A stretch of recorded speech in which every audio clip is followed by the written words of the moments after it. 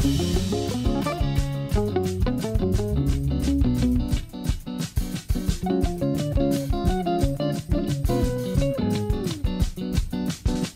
is really a magnificent honor for me to have the Stephen J. Harper Hula Valley Bird Sanctuary Visitor and Education Center named after me here as a great link between our two countries. Prime Minister. That's what it sounded like in Israel 2 years ago at the inauguration of the Stephen J. Harper Hula Valley Bird Sanctuary Visitors and Education Center. It's named after the former Canadian Prime Minister because he personally donated to the project and supported it, and it's run by the Jewish National Fund in Israel in the area of the northern Galilee where hundreds of thousands of migrating birds spend the winter resting. Prominent Jewish Canadians raised about $6 million for the Harper Center. They held a JNF gala in Toronto in 2013, and it was led by Senator Linda Frum and her husband Howard Sokolowski, whose company Metropia sponsors this podcast. 500,000 tourists visit the site every year to see the birds, including the large cranes. The park, or Agamon Hula Lake, is one of the world's most important bird sites. But the Israeli authorities have ordered the site closed now after what officials are calling the worst biodiversity issue in Israel's history and a horrendous tragedy. An outbreak of avian flu has led to a massive die-off of between 6,000 and 8,000 of the 25,000 common cranes wintering in the area, and the virus has spread to Israel's turkey and chicken farms. So while the cleanup is still underway, bird experts are already trying to find better spots and healthier ways to host these temporary feathered guests in the future. This outbreak is a perfect example of why we need a stronger and better network of wetlands and other protected areas in Israel. I'm Ellen Bessner, and this is what Jewish Canada sounds like for Tuesday, January 11th, 2022. Welcome to the CJN Daily, sponsored by Metropia.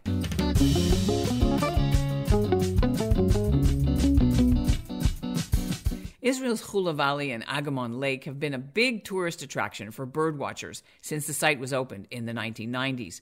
The Jewish National Fund had originally drained the wetlands shortly after Israel became a country to stop malaria and to add farmland. But after environmental activists said that destroyed wildlife habitats, the JNF reflooded some of it. Now, an estimated 500 million birds, including cranes and pelicans, use the site as a migration rest stop twice a year. But as the carcasses of thousands of dead cranes have now been collected for study and then burned, experts are hoping to keep the avian flu outbreak from spreading further than it already has onto Israeli farms, and maybe even to people, although they say the risk for that is very low. But questions are being asked about how to prevent this from happening again. Coming up, you'll meet Dr. Yoav Perlman from the Israeli Society for the Protection of Nature and hear the group's plans. But first, here's what's making news elsewhere in Canada right now. I'm Mark Zaretsky from Ottawa, and this is what Jewish Canada sounds like. Edmonton's Jewish community has made the news for donating food and supplies to help a mosque. The Al-Rashid Mosque was providing shelter to homeless people during the cold snap these past few weeks when temperatures dropped to minus 35 Celsius. Volunteers from the Jewish Federation of Edmonton gathered supplies to help the mosque feed its overnight clients. And Senator Paula Simons tweeted that the whole initiative makes her verklempt and proud of the people in her city who are doing what they can to help. Dr. Yoav Perlman is a bird expert with the Society for the Protection of Nature in Israel. He just delivered a webinar on the Hula Valley crisis to several hundred people via Zoom, and he's given me permission to use some of that audio in our story. Do we know how the avian flu arrived in Israel and what's caused it? It took us some time to figure out that our outbreak here in the Hula Valley was not a surprise. The only case that actually reached the media was an outbreak of barnacle geese in Scotland, estimated to have killed around 4,000 barnacle geese. The outbreak is quite widespread around northwestern Europe, UK, Netherlands, Denmark, Germany, Belgium, quite widespread in that area. So it could have been assumed that birds migrating south in autumn or in fall and heading towards Israel would carry the disease with them. It's interesting, again, in hindsight, to understand that, at least in Israel, the first cases appeared in the poultry industry. 2 cases in October already. They didn't become breaking news, didn't reach the media, but in hindsight, we got this information. And only later, in the 30th of November, first cases in wild birds appeared. This is the pattern that we have observed in other previous outbreaks in previous years in Israel, that the disease starts in the poultry industry and then hops through water, through food, to wild birds. We never had such a huge outbreak before, but in the smaller cases that we had in the past, this was the pattern.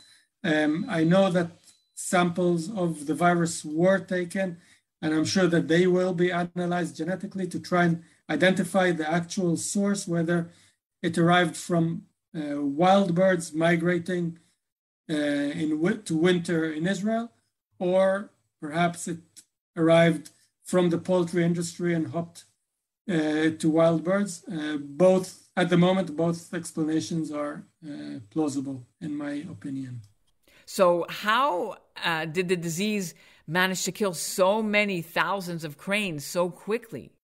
It's part of their nature to congregate. They always congregate in very dense scenarios when they feed, and they concentrate during their roost at night. They usually roost inside the water in the Agamon Hula, always in very close proximity to one another. So it's not surprising that this disease spread very quickly. There are accusations in the media in Israel in recent weeks that the feeding is the cause of this outbreak. I think that's an unjust accusation. The feeding certainly accelerated the outbreak in Israel. I think there's no doubt about that, but it's certainly not the cause. Can you tell us if the outbreak is over? Yeah, at this moment now, we think we are past the current peak. There are very few cases, if any, of new cases of dead cranes in the Agamon Hula, in the Hula Valley. In other parts of the country, every day, 1 or 2 new cases are showing up, but it's nowhere a major event like what happened in the Hula Valley. Could there be a second peak? We know from other places in the world that the virus can stay in the water for several months. It could affect birds returning north during migration. There could be an ongoing effect. We could see this bird flu with us for another few weeks or few months. We could see another peak, and we need to get ready for that.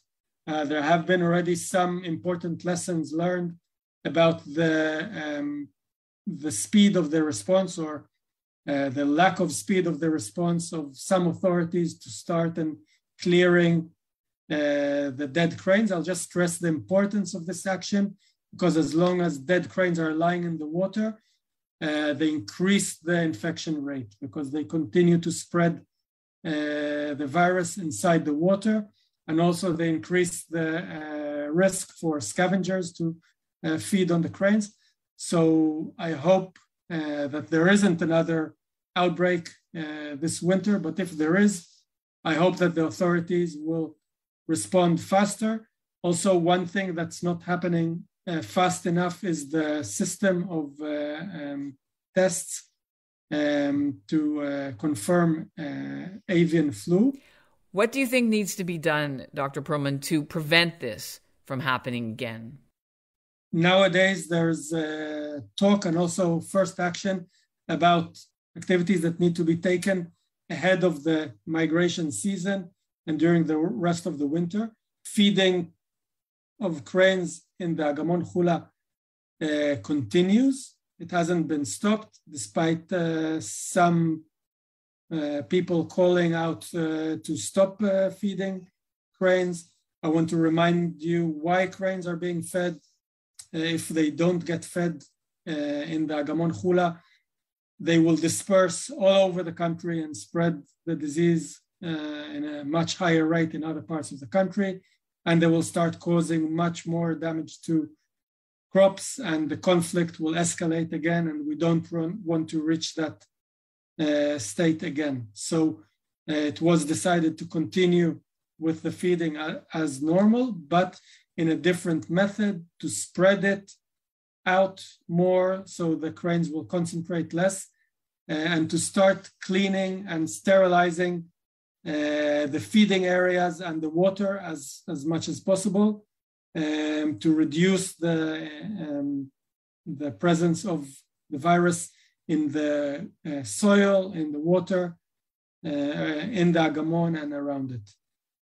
Currently, still, there is a national crisis declared, and the National Security Council is in charge of the situation. After we're past this current crisis, we'll have time for a deep and thorough discussion and analysis of the data, all the information there is, and we'll need to make some important decisions about the future of the project crane in the Hula Valley, possible implications for other systems in the country. I want to remind you that also pelicans are fed in huge densities in some water reservoirs in Israel during both migration seasons. So other systems could suffer from similar outbreaks. So we need to think about these feeding practices and their possible outcomes. Can you tell us a bit about the Startup Nature Project campaign that you're organizing, and how do you think this will help migratory birds in Israel? We need to think how we manage the Agamon Hula and how we manage other habitats as stopover sites for birds. When there are few stopover sites, the cranes will concentrate more. If we make more stopover sites, like what we're trying to do in our Startup Nature campaign, to set up more stopover sites, more wetlands for birds, for biodiversity, those migratory birds may have more alternatives and they'll be less crowded. We need to think of the implications of climate change.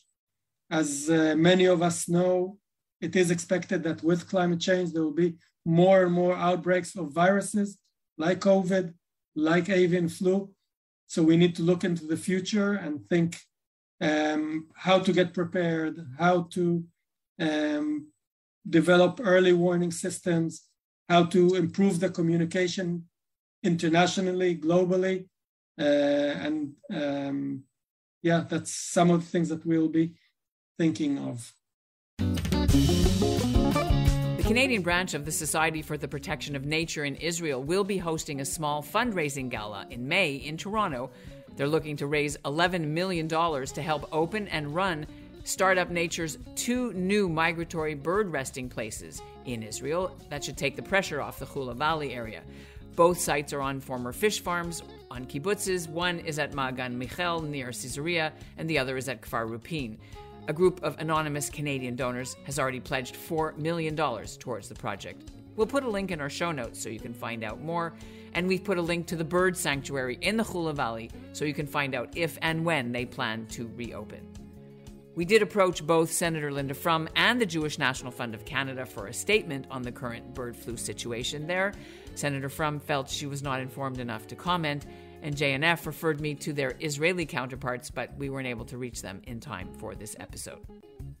And that's what Jewish Canada sounds like for this episode of the CJN Daily, sponsored by Metropia. Integrity, community, quality, and customer care. Today's listener shout-out goes to Raymond Faig of Richmond Hill, Ontario. We're sending you a get well soon after your operation.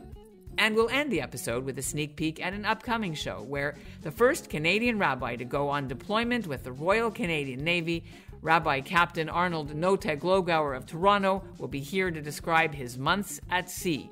He blew shofar on the frigate. He conducted a belated bar mitzvah for a crewman, and he lost a lot of weight. I didn't join the military. I didn't join the Navy to be able to join for the food, although I will tell you that because of our connections with the Japanese and the Americans, our Navy is fed 10,000 times better than other countries. We're very well fed. I don't know about the kosher, we'll have to work on that. Working out every single day, joining, all of the physical fitness classes to be able to show that I'm there supporting everybody. It's not a vacation, but I could not imagine a better example of putting ourselves out there, being there for everyone, and representing the thousands of Jews who have stood up for our country.